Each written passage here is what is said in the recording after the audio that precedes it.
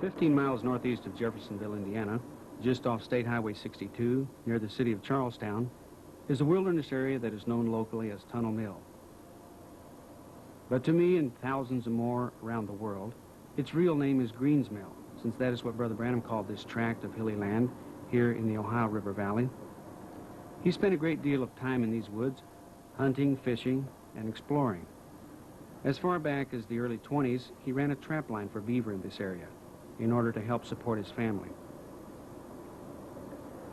Brother Branham spoke of many great events that occurred just a few miles down the road from here.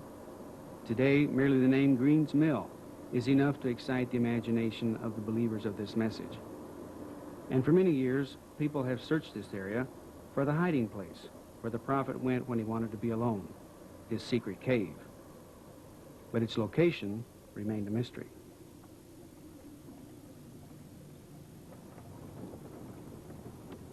My name is George Smith, and I would like to invite you to come with me today for the experience of a lifetime. We will cross the streams and follow the steep trails that have known the footsteps of the prophet. Our goal is a spot that has only recently been discovered, a small rocky niche in a limestone cliff that overlooks a deep ravine. Many features of this spot that I will show you fit the descriptions that Brother Branham related on tape regarding his special cave. We have another reason for believing that the spot we will visit today is indeed the prophet's cave. Sister Branham, the only person besides the prophet to see the cave, once described to her daughter Rebecca what she saw there. I never did ask Mother to give me directions to the cave. I really don't believe she would have had I asked her. I asked her how much she could remember about her trip there, which was back in 1941.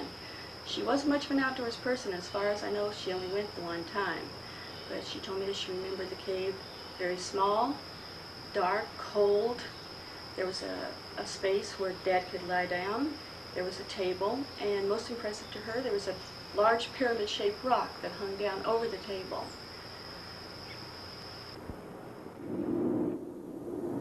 On July 23, 1965, Brother Branham and I drove down this road together. It appeared then much as it does today, with the heavy foliage on the trees and the water fairly deep in the creeks and streams. Every turn in the road brought back memories for him.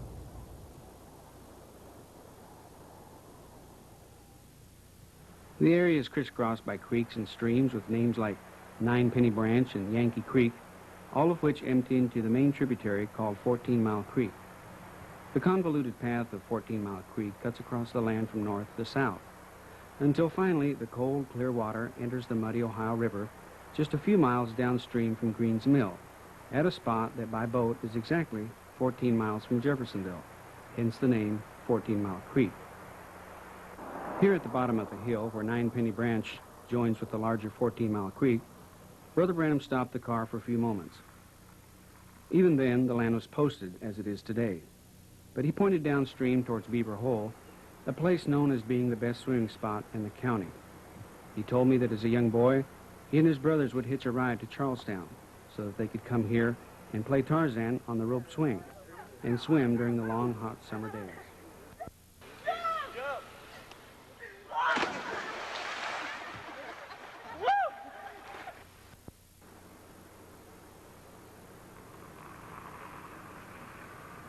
Today, we'll drive on a bit further, following 14 Mile Creek upstream for a ways.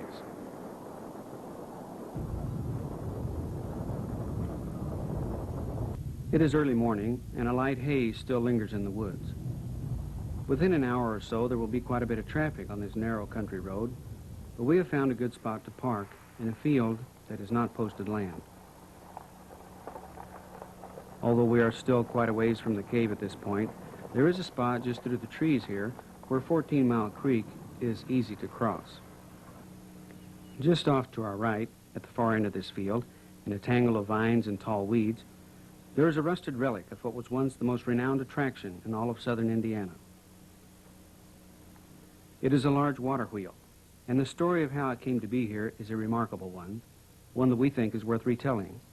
It answers a question many have asked, and that is, why did Brother Branham call this area Greens Mill?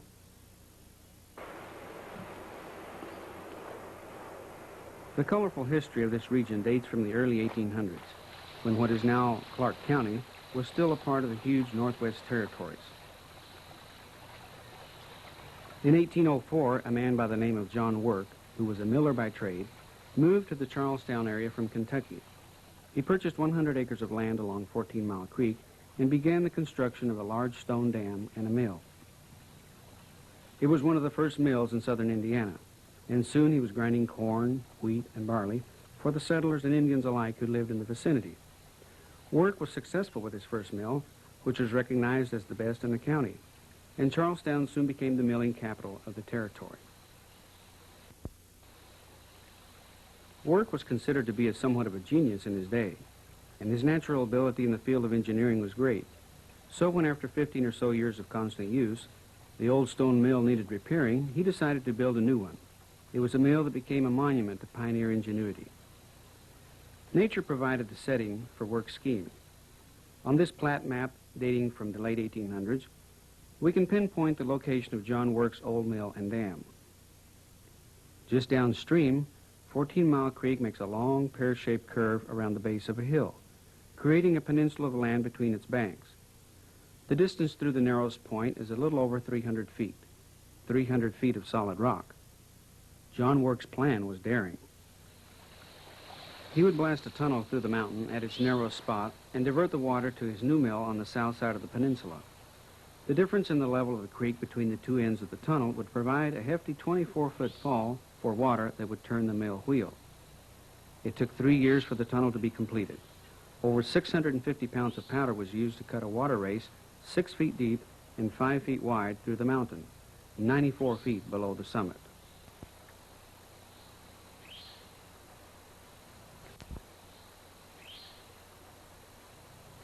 The new mill on the south end of the tunnel was completed in 1829 and immediately became famous throughout the entire state. Settlers brought their grain from as far away as Indianapolis to be ground at the amazing Tunnel Mill.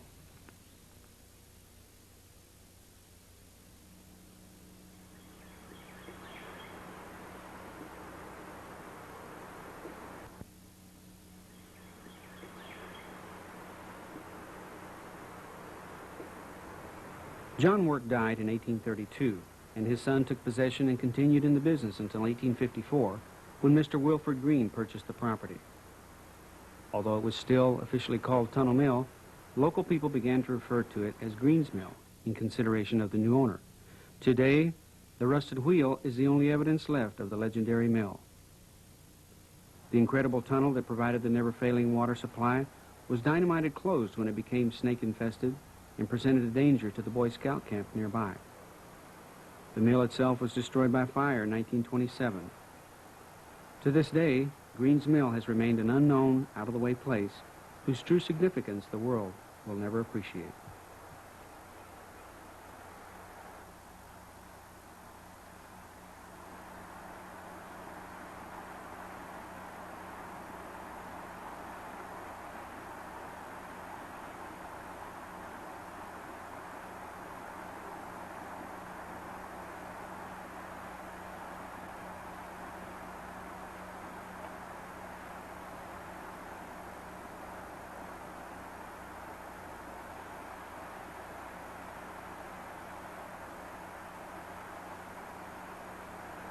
In 1987, a brother from Virginia was hiking in the woods here at Green's Mill when he felt led to veer from the trail he had been following and to take instead a more difficult route along the side of a ridge. He had walked for some distance when he stopped to catch his breath and looked down. There at his feet was an opening into the side of the mountain. After exploring the interior of the small cave, the brother believed that this was indeed the cave of the prophet, but he felt very hesitant to share his newfound secret. He didn't know if its location should ever become common knowledge. So he chose to remain silent until the Lord showed him what to do. And he kept his secret for nearly 3 years, until in January of 1990, when he felt led to write to Rebecca and describe to her what he had found.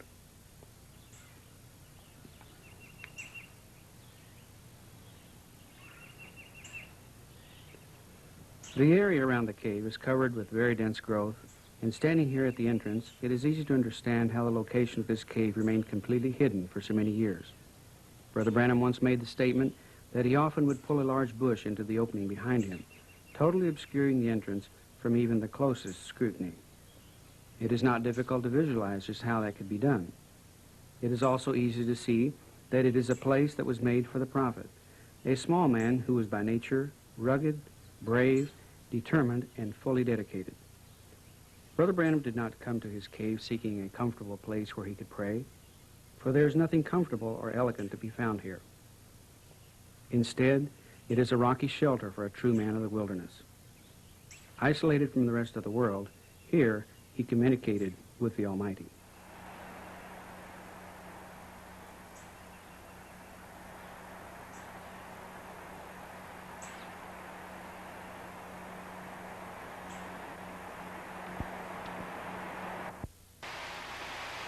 Okay, I'm right inside the cave here, about 2 feet.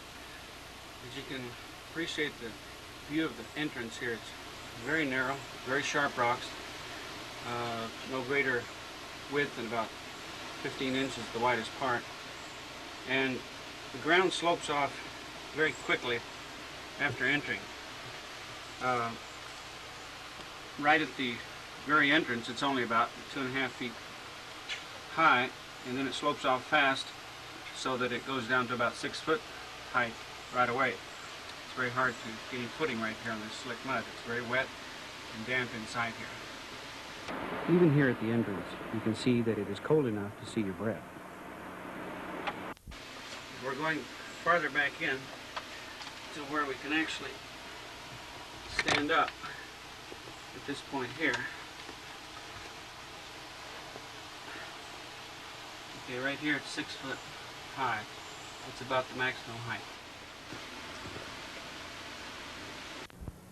We are far enough inside at this point that we can stand. In front of us, the very narrow passageway, about 25 feet in length, leads to a small chamber at the rear of the cave. The ceiling is composed of a multitude of limestone rocks, tightly wedged into place, but having the appearance of being ready to fall. The slightly damp walls are about 20 inches apart right here. This is probably the widest part of the passageway. At this point, I cannot turn the camera but only a few inches to the right or left. The shots are bumpy, but that will help to emphasize what extremely tight quarters we are in. It's hard to believe the difference in the temperature. Outside, it is 80 degrees. In here, it is more like 40 degrees. It would appear to be an ideal hideaway for wildlife, but we found no signs that animals had ever occupied the cave.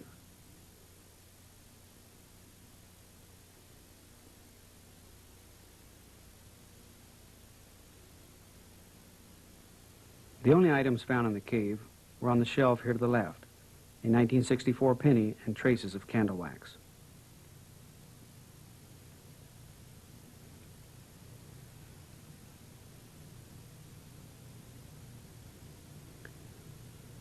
In the 3 years that have passed since the cave was first found, several large rocks have fallen from the ceiling. One such rock is blocking the passageway here in front of us. On the other side of this rock, the floor drops completely, and there are only 2 or 3 places where a person can stand. Now further into the passageway, we look into the rear chamber. The walls are only about 10 inches apart, and there's only one more rock to stand on. From here, you can see the table and the pyramid rock which hangs down over it.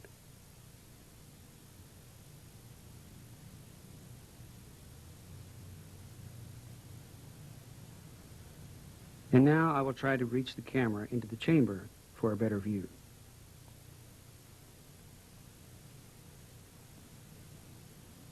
Of the nature-formed pieces of furniture that Brother Branham refers to, only the table is still intact.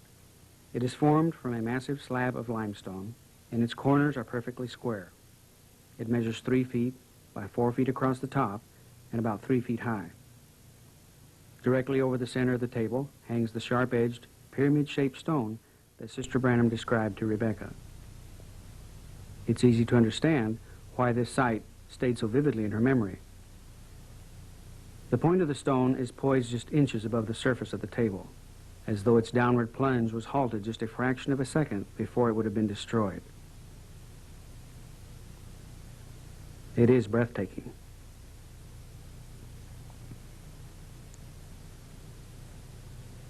It is our belief that the cave is slowly but surely collapsing inward. As you can see here, the floor beneath the table has fallen away.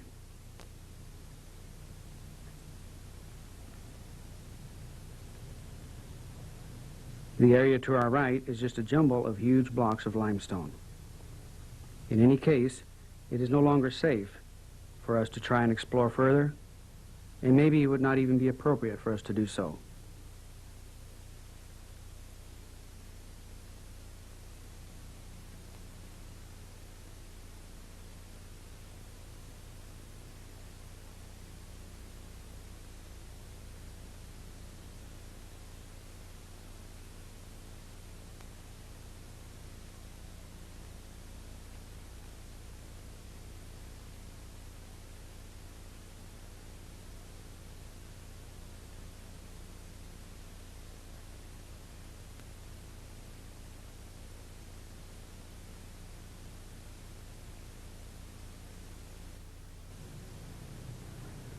I've turned around now to face back towards the exit.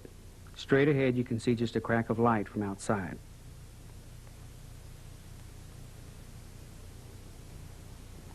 With the light on, you can see again how close the walls are and the curve the passageway makes as it angles back into the mountain, towards the table and the pyramid stone, which are now behind us. From here there's also a better view of the large rock that has fallen within the past 3 years, and which blocks our way. You can also see how the floor changes at this point, becoming a jumble of sharp stones on back to the chamber. Before we move around this curve in the passageway, bringing the exit into full view, I would like to say that I feel very privileged to have had an opportunity to visit this special place. I stand here, and in my mind I can see Brother Branham pressing his way between these walls, maybe after being back in the chamber praying for many days. I can imagine just how he would climb up through the opening and stand on the big rock that is close by. This is something I will always treasure.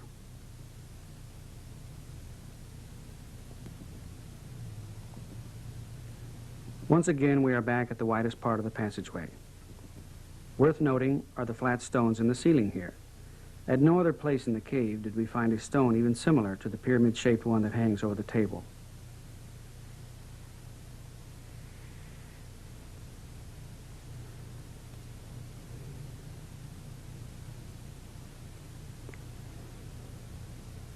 You can see how mud and leaves have washed into the entrance, and the slippery incline offers no firm footing as we try to make our way back up to the very small rocky opening.